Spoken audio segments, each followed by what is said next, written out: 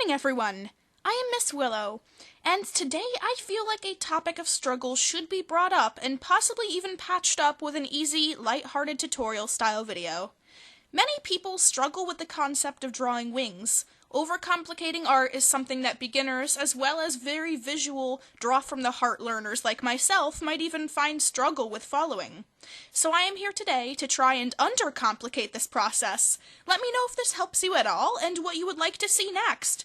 Don't forget, if today's video does help you out, I would very much appreciate a friendly little like on the video, and please feel welcome to subscribe. Let's get into it! To begin, I always like to break down a wing into a very simple shape, where the shoulder would be, which is right here. As you can see, that would sprout one line. I like to make this line half the size or shorter. It really doesn't matter. This is about undercomplicating it. A lot shorter than the next line, which will curve out from that line. So basically, just two lines like this, like one big Reaper scythe. Basically just a line up and a bigger line curving out, and I will show you guys how I would draw different positions for wings, but for now, just something very simple like this. The other one would be the same shape but reverse, so we would have two wings kind of like that. Now, a wing could easily be different shapes. It could sprout some like a dragon wings, different segments coming out of them. I like to spark them right from the center right here where the two lines of the initial wing would meet. So whatever segments you would want to have, I like to think of this kind of like a hand. These are the fingers, and this is the arm.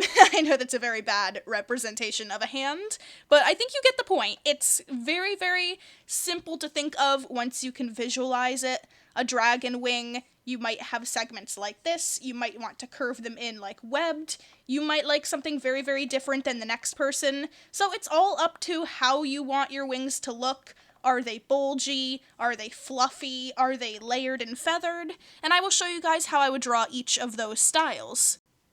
So basically, forgetting about whatever segments we are putting into the wings, it all starts with the first two lines, 1, 2, and putting them in different positions is also interesting. Putting the wing in different acute and obtuse angles. I initially like to put one slightly diagonal up, and then slightly more diagonal to the side like that. You might want your wing to be more closed and point the other segment way down. It all depends. Even wings that would just be simply straight out is okay as well. Where I find starting a wing is most important is the shape of how the wing would work.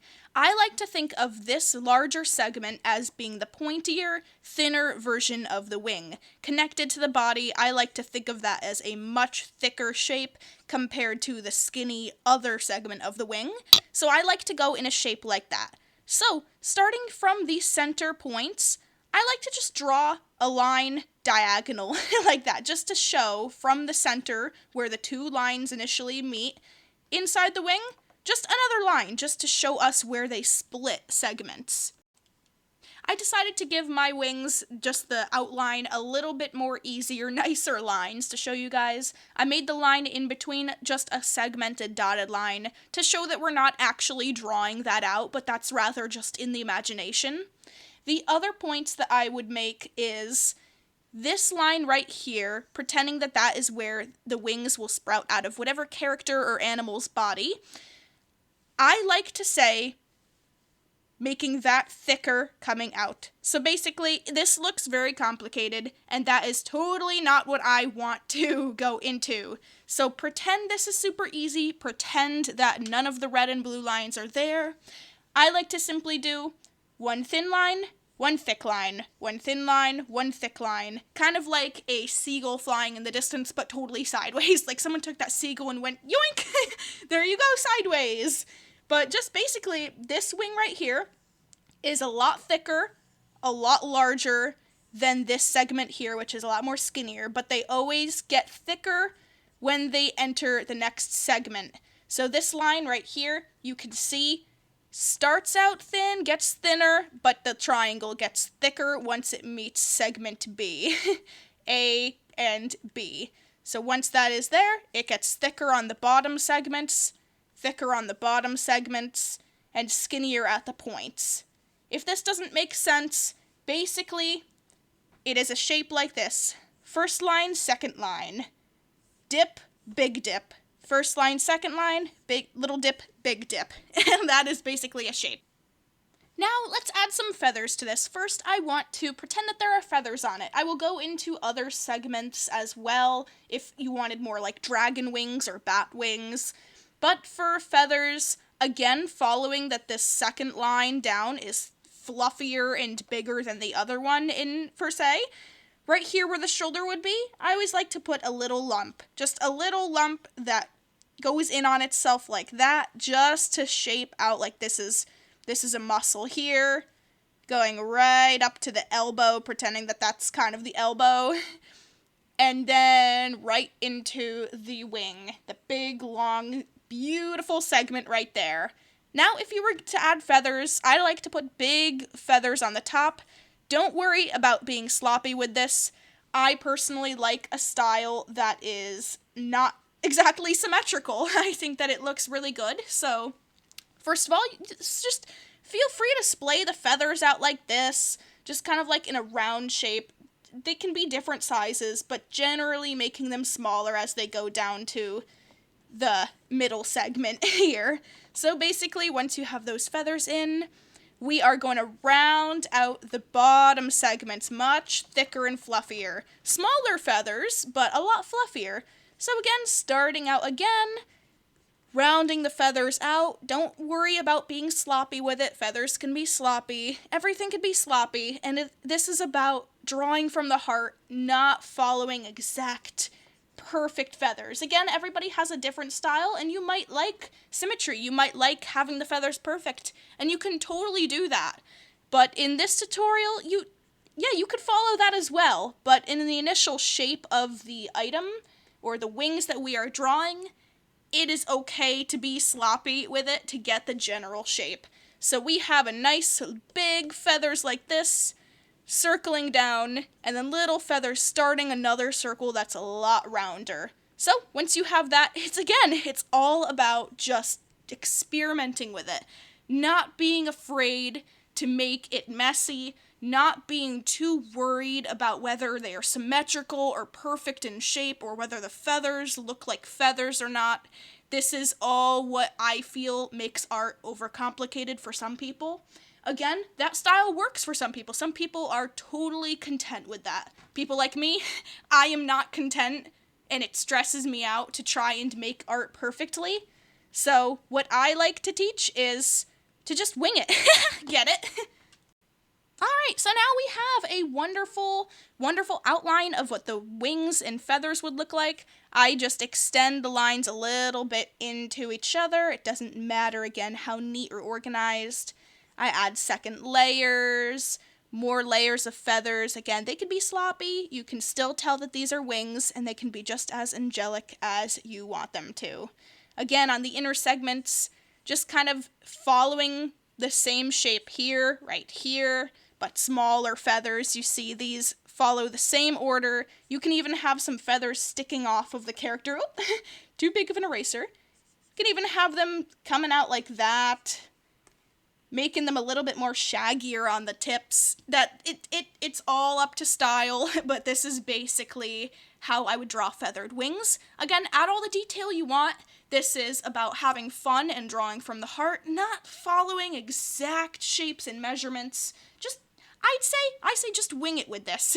You know what I mean? I know I said that before, but in my tutorials, it's truly about not worrying so deeply about whether everything is perfect and accurate to representation. Art is fun, in my opinion. I think it's supposed to be from the heart and not stressful at all. So this is how I draw a feathered wing. Now, let's say you are not drawing a feathered character. You are drawing a lizard, dragon-like, having web-segmented wings. Let's go along with the same shape of a small line, a big line, small line, big line. You get the drill now. but basically sprouting out a couple segments from the center of that point. Again, they can be sloppy. You see how sloppy and quick I did that. You saw that. That's real time. Now, let's just add the segments that you want, and that's it. Again, I like to add a little lump there just to show, like, okay, hey, these are kind of like the shoulder blades. They are attached to the body right there. Let's add some contouring depth there. But once you have this, just see, like, hey, let's maybe curve these segments out a little bit, make them a little spooky like claws. That is okay. You can keep them however you want, stylize the tips of those lines however you wish the character to be. And again, following the same skinnier to bigger and then thick. You don't have to do that. You can have the wings very thin. You can have the wings connect very thickly to the body, like webbed like a bat's. You can have them however you wish. But easy enough. Let's just pretend those segments are little claws. I like to just add little claws on the ends just to like show where I don't want to infringe on the drawing more. So just like that, we have a little claws. And just nice loose webbing connecting each of them. They don't have to be symmetrical. They can just be very artistic. Some of them, maybe you want even some jagged lines. Maybe you want some tattered holes or however spooky you want it to be. But just simply, it's just about being very loose with it. It's just about being very, very... I don't want to say sloppy. But again, sloppy really helps with a style like this. Just being loose, not being afraid to make it however you're going to make it. Again, I'm just going to sketch out just a single wing. Using that same style, you can also just add in some hands or claws right before you add that longer segment of the wing. Another little claw. Segments like this. I'm just going to add 2 segments for this one. And again, you can even add segments to the webbing. That is totally okay too. The more segments, I really like that. Adding another segment in between to show some depth. Little bit of shading in between there. It all is up to you, and it looks really nice in my opinion. You can definitely even stylize the messiness of it into a much more refined artwork. But to start, I like being messy. It is my style. I love it. It makes things look very, very journalized sketch, like a field journal. I love the field journal look, like you just found a dragon in the wilderness and you're sketching it out and just having fun with it. Again, just imagining that there's a little bit of angle or perspective to it.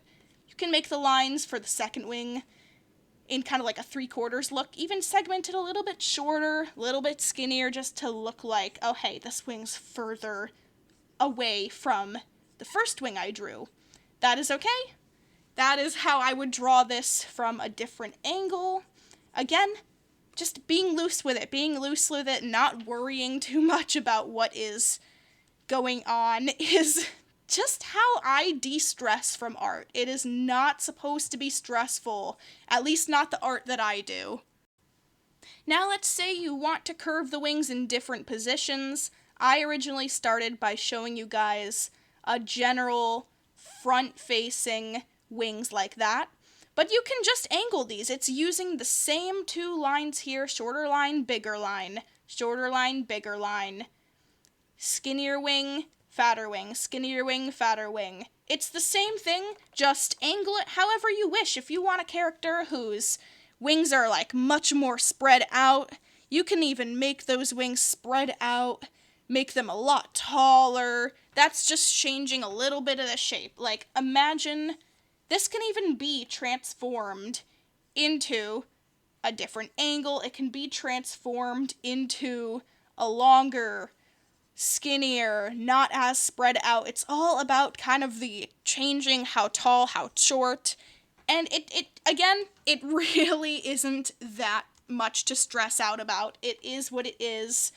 A wing is a wing. And let's say you even wanted the wing folded. Let's just add a little segment, again, pretending this is the triangle. There's the triangle, just facing you more. and the thicker triangle. And now I'm going to show you what's behind it. Let's just say this wing is folded.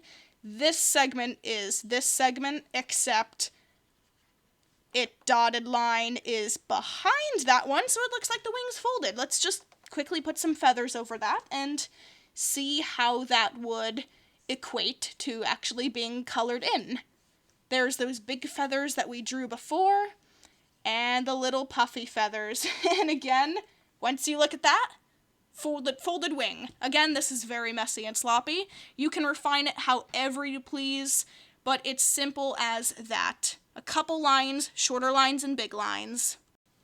Now, to finish this off, I wanted to show you guys a couple examples of how in my art I have used those shapes. Now I'm going to be using a bright pink marker so that you can easily see what the wings are doing. Here is a picture of my dragon Harvey standing with my character Miss Willow.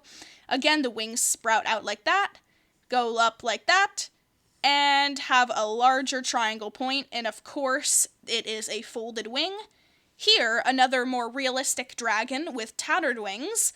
I have the shoulder, short line going up, big line curving there, and again, the segments, and it curves right into the body. More practice sketches with a ton of different characters, again down here. Folded wing, short segment, big segment. Short segment, big segment. And the big segment can be longer to describe a much more folded shape. Again, these wings are tilted down and they follow the same structure. Shoulder, short line, big line. And again, the wings get fatter at the bottom and they point into a skinnier shape at the top. Same as this one. They all follow the same rule, except even this dragon. I'm going to zoom in right here. I have the wing going into a very skinny landing into the shoulder. And that is okay, but it still follows the same shape that I always use for the wings. That is that. And then here is another example of the messenger dragon. I have the shoulder, shorter line, bigger line, except now it's a very, very easy, straight, right into the shoulder blades. Many, many different webbings. It's not very difficult to me. Once you get the hang of it, I think it can be very, very easy. Short line, long line. Curve them however you want. Curve them tall, curve them like this, curve them like that. But they're the same lines being used in different shapes. Again, with this one, I have them very straight out. It's hard to tell where the segments are, but the segments are still there. Shorter line, going into the elbow, per se, and then long line. Big triangle, and then another big triangle. Same shape. I hope this helped you guys. If it did, don't forget to let me know how it helped you. If you want to leave some suggestions of what I should be showing next. If you have a trouble in different aspects of artwork that you would like my viewpoint on, please feel free to share in the comments below. Don't forget to subscribe and have a marvelous day. Don't overcomplicate your art if you don't want to. Bye, everybody!